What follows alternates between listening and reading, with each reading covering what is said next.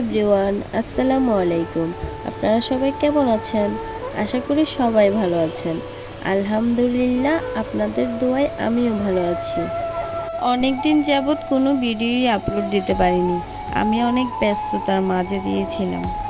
কি করব বলেন? একটা সময় বাড়ির মেয়ে ছিলাম, আর এখন বাড়ির বউ। আর বউদের অনেক দায়িত্ব থাকে, হোক না সে বাড়ির ছোট বউ বা বড় বউ, বউ তো বউই হয়। আর একটা বাড়ির বউদের দায়িত্ব কখনই কম হয় না। সো গাইস, আজকে আমরা সবাই মিলে কি পিঠা বানাচ্ছি সেটাই আপনাদেরকে বলবো। আমরা পাক্কন পিঠা বানাচ্ছি, আর অনেকে পাক্কন পিঠাকে বরহানদেশ নামেও বলে থাকেন। পিঠাগুলো বানাতে চাউলের গুঁড়া, মসুরির ডাউল, ডিম আর পর্যাপ্ত পরিমাণ লবণ লেগেছে।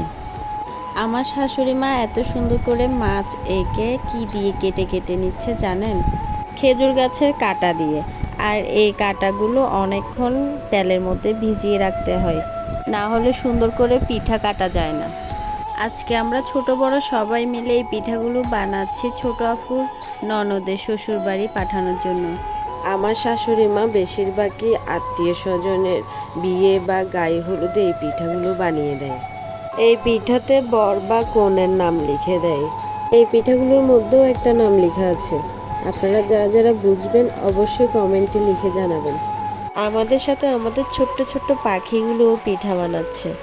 আমি যখন ছোট ছিলাম তখন আমার মায়ের সাথেও আমি বসে বসে পিঠা বানাইতাম।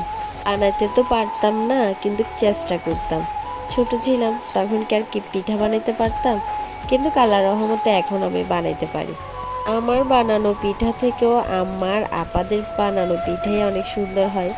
তারপরেও আমি চেষ্টা করি যেন সুন্দর করে বানানো যায়। আর পিঠাগুলো আমার থেকে অনেক ভালো লাগে, দেখতেও সুন্দর লাগে। পিঠাগুলো এক নিয়ম থাকার জন্য ছোট আপু আমাদেরকে রুটিগুলো এক নিয়ম করে বেলে বেলে দিচ্ছে, আর আমরা সবাই এগুলো কেটে কেটে নিচ্ছি। আম্মু তো অনেক সুন্দর করে নৌকা আঁকতেছে, ফুল আঁকতেছে, মাছ আঁকতেছে, অনেক কিছু করতেছে।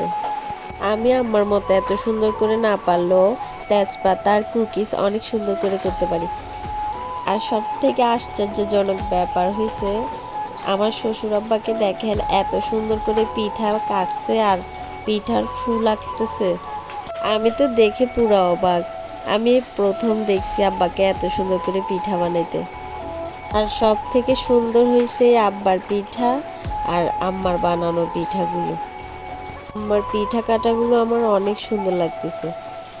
আমাদের দুলনও মাশাল্লাহ করে অনেক সুন্দর পিঠা কাটতে পারে। ও অনেক বড় একটা প্রজাপতি আঁকতেছে আর আমার সাথে দুষ্টামি করতেছে, বলতেছে আমার অনেক পরিশ্রম হচ্ছে। আমরা সবাই হাসাহাসি করতেছি ওর কথাগুলো শুনে। এখন পিঠাইগুলো নিয়ে ভাজার জন্য চলে যাব। আর পিঠাগুলো বড়ভাবে ভাজতেছে, কেননা ভাজা পোড়া বেশিরভাগই বড় ভাবির হাতে হয়। ভাবি পিঠাগুলো এক নিয়ম করে ভাজতে পারে, কেননা অনেক সময় পিঠা বেশি ভাজার কারণে অনেক শক্ত হয়ে যায়। পিঠা বেশি শক্ত হয়ে গেলে খাইতে তেমন স্বাদ পাওয়া যায় না। আপনাদেরকে আরেকটা কথা বলা হয়নি, এই পিঠাটার মধ্যে কোনো ধরনের মিষ্টি দেওয়া যায়নি, কেননা এগুলোর জন্য স্পেয়ার চিনির শিরা বা মিঠাই শিরা করা হয়। আমাদের পিঠাগুলো প্রায় ভাজা শেষ। আসলে এখন এই পিঠাগুলো সচরাচর রেডিমেড পাওয়া যায়।